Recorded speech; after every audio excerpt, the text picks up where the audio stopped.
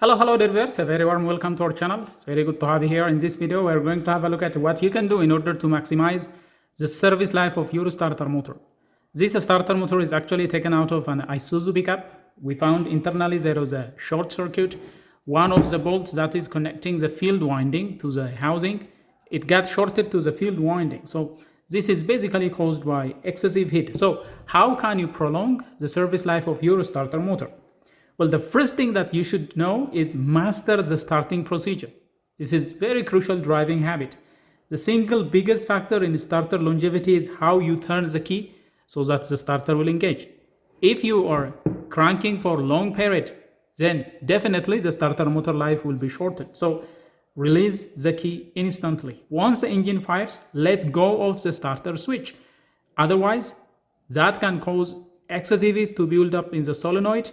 And once the engine starts, if the pinion is not disengaged from the flywheel, that can spin at high speed, the starter motor will overspeed and damage internal parts. If the engine is driving the starter motor, instead of the starter driving the engine, if you don't release the ignition key on time, the starter will be driven by the engine flywheel, which can cause it to overspeed. This will have massive centrifugal force, and that centrifugal force is very damaging to these armature windings. The armatures, when centrifugal force is acting on these armature windings, they tend to dislocate, and that can damage internal parts of the armature and the starter motor. So it's very crucial that you let go of the starter switch once the engine is started. Otherwise, it can cause damage to the starter motor internal parts, leading to failure, leading to loss of insulation. And if the engine refuses to start on the first crank, crank in short bursts. If the engine doesn't start, then within 5 to 10 seconds, then wait at least 30 seconds for the starter to cool down. Now, when the engine is being cranked, there is massive current flow through the starter motor, through the solenoid and through the starter motor. That has a very high possibility of overheating the starter motor. So you have to let it rest for at least 30 seconds. This will allow the starter copper winding to cool down and for your car battery to recover as well. And don't use a starter as a diagnostic tool. If you know the engine is not going to start, if there is a known fuel issue, if there is a known ignition issue, don't use the starter to check. Prolonged cranking will definitely run down your battery. And if your vehicle is using stop-start system, these systems, they have a tendency of over-cranking. They put 5 to 10 times more wear on the starter motor. So if you want to maximize your starter motor life, then disable the automatic start and do it manually. That is a very protective way of starting your starter motor. So the first thing that you need to do in order to prolong the service life of your starter motor is master the starting procedure. The second thing that you can do is keep your battery and charging system perfect. The starter motor is a current hungry device. When it is cranking the engine, it can draw up to 300 ampere of current through the field winding. From 150 ampere to 300 ampere of current is passing through this. This is a very much large current flow that requires strong battery. And this battery must therefore supply stable power and sufficient power. So voltage is very crucial for a starter motor operation. Ensure your battery voltage never drops below 9.6 volt when you are cranking. Otherwise, if you have low battery, that can strain the starter motor. It will prevent it from maximum efficiency. It will prevent it from running at full speed. That can draw even more current and strain the starter motor. Higher amperage, this can lead to extreme heat inside. The starter motor current actually reduces when the starter is running at high speed. But if the battery is weak and the starter motor is not running at full speed, that will draw even more current. More current means more heat that can overheat the starter motor, leading to insulation failure. So always make sure that you have a strong battery. Test your battery and the charging system. Especially during winter, you have to make sure that you have strong battery. And when it comes to battery, make sure that the battery terminals bringing electricity to these terminals. You see this right here is terminal 30. This is where massive current is going to be connected from the battery. Make sure that these terminals are not corroded and make sure the battery posts are also clean. Otherwise, that can cause voltage drop, and that can cause even reduced voltage applied to the starter motor. Also, make sure that you check the ground strap when the starter motor is installed. Right here, when you mount it on the engine, that can get grounded, so ground will be right here. But from the battery, it has to have a battery negative cable or a battery strap.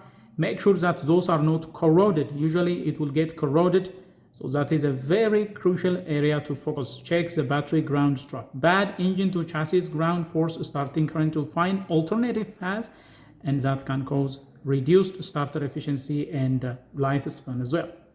And also watch for any parasitic drain besides the starter motor. If there are any parasitic drain that can kill your battery overnight, that can cause low voltage battery available for cranking. So make sure that the engine has no parasitic drain.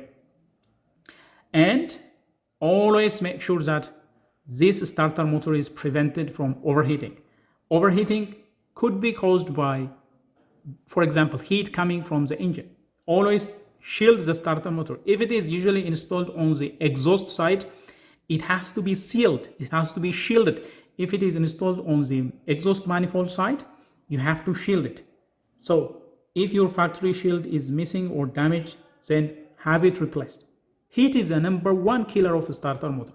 You see, copper winding in here, they are insulated. That insulation will fail if there is excessive temperature, if there is overheating. So always make sure that you have a shield, and make sure that the starter motor is away from any exhaust leak, and it has to be well maintained as well. The other thing that you can do is always make sure that there is nothing dropping on here, nothing seeping, nothing dripping on the starter motor.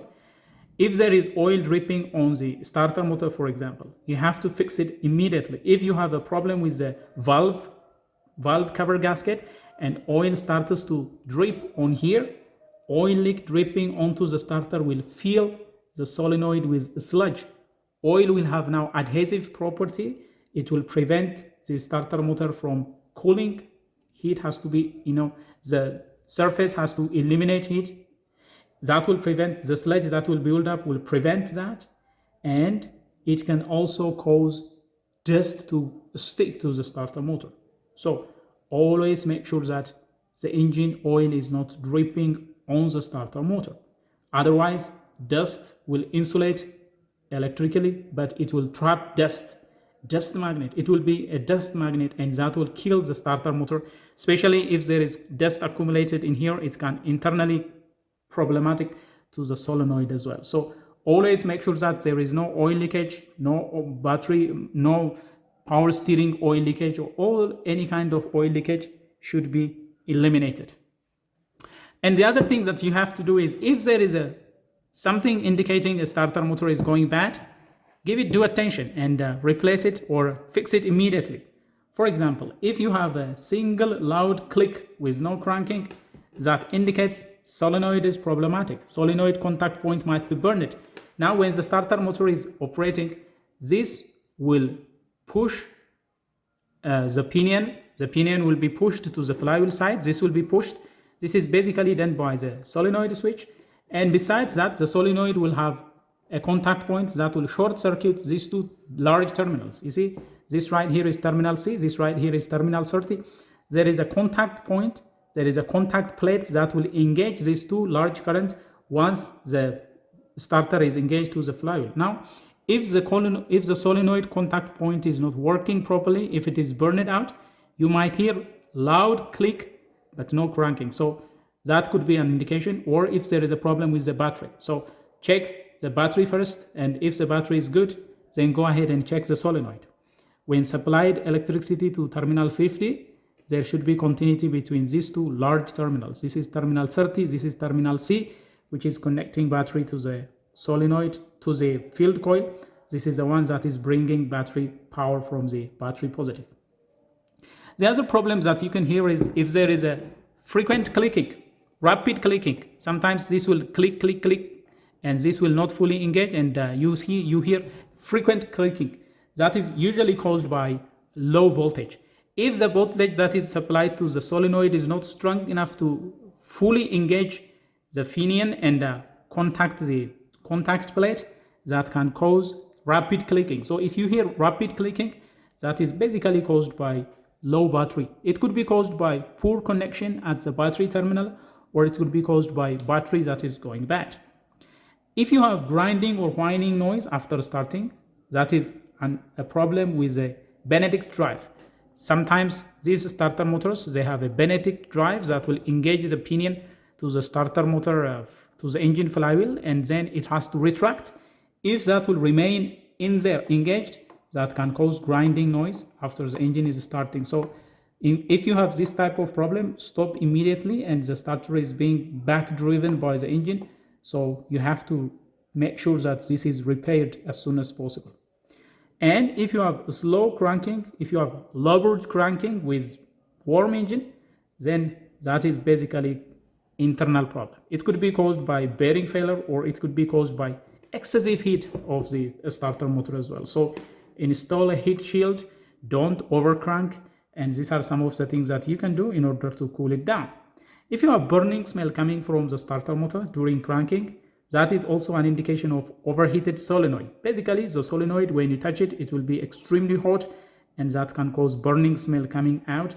If there is a shorted circuit inside the solenoid, if there is some short circuit, that can also cause a burning smell during cranking. So if you have this type of problem, don't crank, rather have it replaced or have it repaired as soon as possible. So these are some of the top symptoms that can indicate a problematic starter motor. Now, what are some of the things that you need to do as an inspection? For example, inspect the flywheel ring gear. The pinion gear, it has to be inspected. Make sure that there is no chamfered surface, there is no chattering, and make sure that the flywheel ring gear is also in good shape. When replacing a starter, always inspect the flywheel or flexi plate teeth. Damaged teeth will destroy the pinion again. So always make sure that the ring gear is good, and always make sure that the starter motor pinion teeth is also good. You have to use original parts when replacing any of the starter motor components. Cheap aftermarket parts, they will tend to shorten the starter motor life as well. And always make sure that the starter motor is well maintained. When installing a starter motor on your engine, make sure that the mounting bolts that usually go in here, one right here, one right here, make sure that they are properly fixed and torqued down. Otherwise, it can cause moving of the starter motor that can lead to misalignment. So always use proper torque. Always make sure that it is well torqued. Loose bolts cause misalignment, which can shear the starter nose. It can even shear this, or it can cause these teeth to misalign with the flywheel ring gear. And lubricate the driving gear. Once a year, clean. If there is a Benedict drive, if there is some screw for which the pinion will slide, make sure that it is well lubricated. You can grease it and make sure that it is clean. So these are some of the maintenance related things that you need to do. If your starter motor is in good shape, then you have no problem of starting your engine regarding the starting system. So always make sure that your starter motor is in good shape. Especially if you're driving an automatic car, the only way of you for starting your engine can be your starter motor. So your entire starting relies on good starter motor. Otherwise, if you are driving a manual, you can maybe try to start it, push start it. But if you are driving an automatic, this is the only alternative that you have. So make sure that your starter motor is well kept. So these are some of the things that you need to remember. So as a rule, don't crank for more than 10 seconds.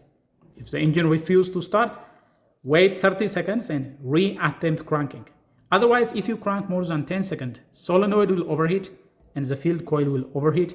That can cause dramatic insulation failure, leading to complete starter motor failure. And don't use a starting fluid while cranking. This will cause violent backfire that can break the starter motor if the engine is suddenly started. And don't ignore leaking valve covers, oil dripping on the starter motor. That should be addressed as soon as possible. And don't jump start a completely frozen battery. This can cause massive current draw, which can overheat the starter motor, and that will kill the starter motor as well. And don't pump the gas while cranking on a fuel injected car. It's no use. If it is a carbureted engine, well, that might help, but if it is a fuel injected, pumping doesn't help. It's waste of energy, so don't use that. That can even prolong cranking. Even in some cases, it can cause prolonged cranking. So by focusing on operational habits, how you operate, how you crank, and by focusing on electrical system health and thermal management, make sure that the starter motor is well ventilated and make sure that it is kept cool. By focusing on this, you definitely can prolong the service life of your starter motor. Once it is well protected, it can last you from 150,000 to 200 miles or the entire life of your vehicle if it is well maintained. So if it is well kept, all you need to is replacing some of the carbon brakes once in a while. Otherwise, that will help prevent any unexpected surprises from the starter motor as well. Well, dear viewers, that is all we have for you regarding some of the things that you can do in order to prolong the service life of your starter motor. If you find this video helpful and if you enjoy what has been presented, don't forget to smash the like button. If you are new to this channel, consider subscribing, turn on notifications so that you will be the first to get notified whenever we come up with another video. Until then, stay safe.